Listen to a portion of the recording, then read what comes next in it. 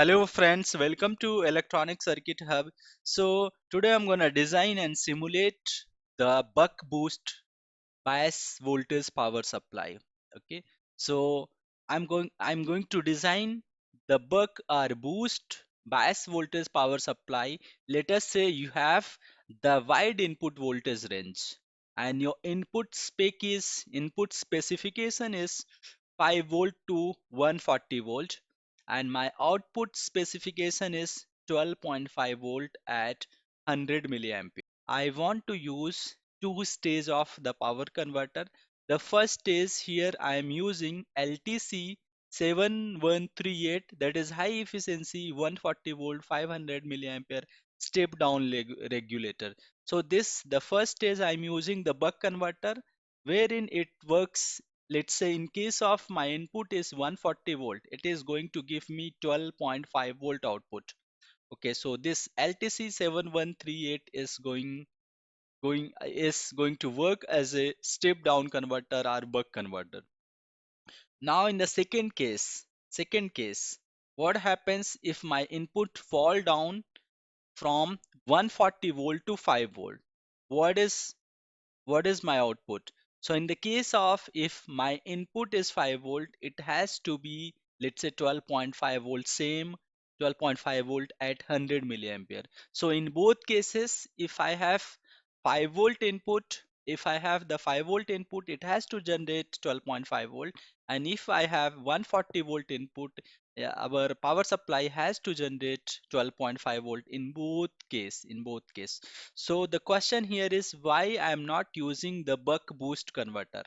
Okay, so why? Because if you look at the input variation, we have the huge amount of input variation, right? 5 volt to 140 volt. That is why I used two stage of the power converter. One is the first stage is buck converter, and the second stage is the boost converter. Okay, and this is called the bias supply. The boost is called as bias voltage power supply. And how both circuit works?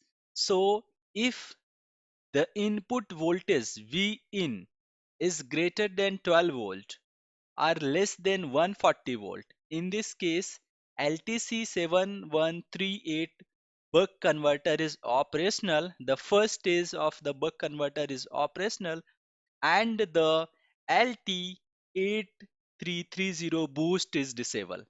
So if the input is greater than 12 volt and less than 140 volt, only buck converter is operational and the boost converter is disabled, right, in this case.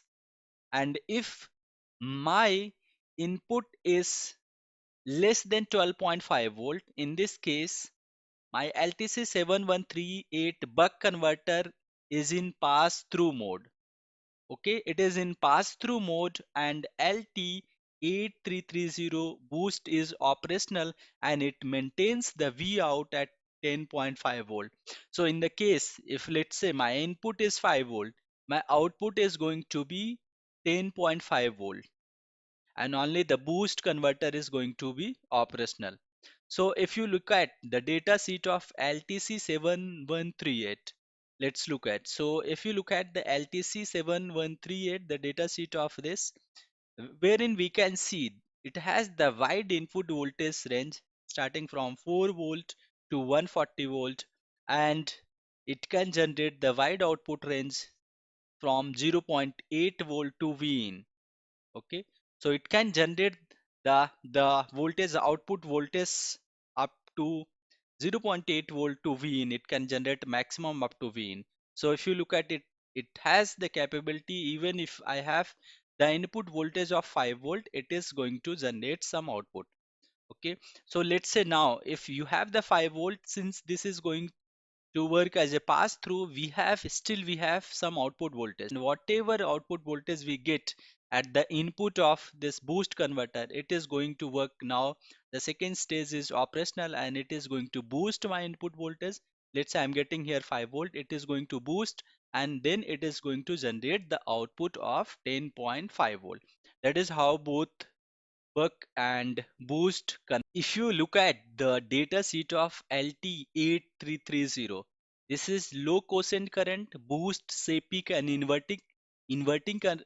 converter with 1 ampere and 60 volt of switch. And if you look at here, it has wide input voltage range starting from 3 volt to 40 volt. And okay, and the quotient current is 6 microampere, and it has 1 ampere 60 volt power. So now let me run the simulation and let me show you the waveforms how it looks like. So I'll run the simulation, and let's divide this two plot pane. The first is my input. So it is going to take some time, and at the same time I'm going to run my output. So this is my output, and let me run also the third plot pane, the output current. This is my output current, and also let me add additional plot pane for the output of the first stage here. What is the output of my first stage, how it looks like? What is the output of buck converter? So I want to also check the output of buck converter along with the output of the boost converter. Let us see how it looks like. Let us see how the waveform looks like. Okay, and if you look at now the waveform, the it is still working. Let me change the color. This is going to be, let's say, blue. This is my output of the buck converter. Let me change the color for this as well. Maybe which color I'm gonna use, this color. Okay, and let me change the color for this as well. I'm going to use this color, let's say. Okay. I have now the four waveform. So let me start explaining. Meantime, the simulation is taking some time to complete it, so let it be run. So before that, I'll start explaining the waveform. So if you look at here, starting from here to here, we have the input voltage, which is 140 volt. This is my input voltage, and this is 140 volt. You can clearly see. Okay, and what is the output? Initially the output was 0. Initially the output was 0, and during the time when buck converter become operational, if you look at this point, my output voltage is around 12.5 volt, 12.47 or 12.5 volt here.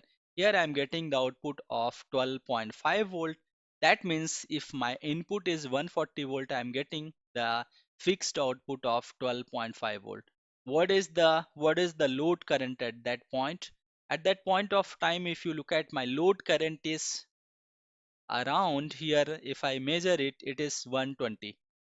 It is going to be around 120 milliampere.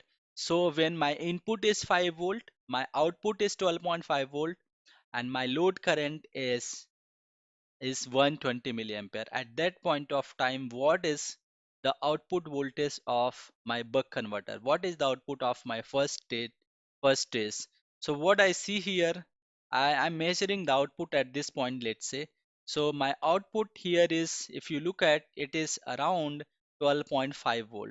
So my input is 140 volt, and I'm getting the output of 12.5 volt after the buck converter, after the first stage. Earlier it was 140 volt, and now it has become 5 volt. Okay, and in this case, if my input is 5 volt, I want to maintain 10.5 volt output.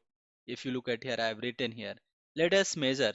If my input is 5 volt, at this point my output is 10.6. I clearly see 10.5 or 10.6 volt.